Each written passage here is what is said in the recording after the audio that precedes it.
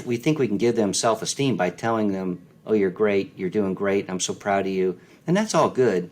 Hmm. But self-esteem, when they're under the gun and they're actually out there where the parents can't tell them how great they are and they fail, and it's doubly worse because they're under the impression that they were this great, athlete or great student or whatever it is Yeah. that everybody's telling them they are, to try and help their self-esteem. Self-compassion is what I really promote in the book. And so having self-compassion about yourself is accepting yourself, warts and all, and understanding that you're playing a game that's very difficult and it's going to disappoint you, and you're going to disappoint yourself, and it's going to beat you up. I don't care what level you're playing at.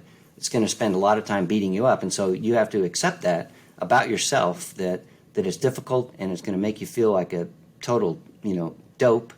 But we all accept that going in. If you don't accept that going in, then you're going to spend a lot of time like the guy you played with, bitching about the greens or complaining about this and complaining about that, because they haven't accepted the fact that going into this deal, it's a really, really difficult game.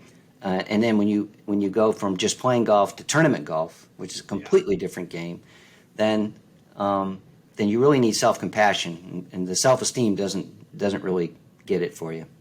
I was gonna say that's the biggest thing for me is just the difference from tournament golf. It's just so much more of a mental battle out there, and people just aren't really prepared for that. Obviously you have to make all those 3 footers you normally don't have with your buddies, and you have to play by the rules and do all that stuff. But man, it's this thing, and I recently had one of my worst tournament rounds probably ever, and I actually turned to your book afterwards because I needed to learn from it, but I also needed to forgive it. And I loved you had a quote. I actually read it in my episode on Friday because it was, or excuse me, just a couple days ago. It was all about recapping it. I wanted to be vulnerable, share with my audience, like, hey, I'm a pretty good golfer, a mental golf coach. I still struggle too.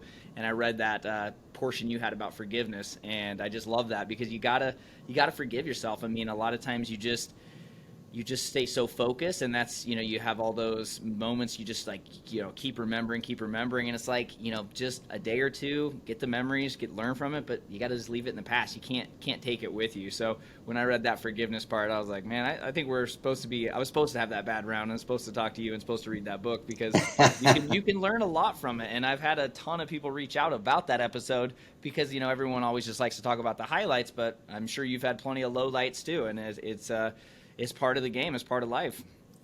Yep, and you sort of have to pre-accept that. I think Hmm. that you're human, and you're taking on a very difficult game. And then when again, as I said, when you step up a difficult game under tournament golf conditions, Yeah.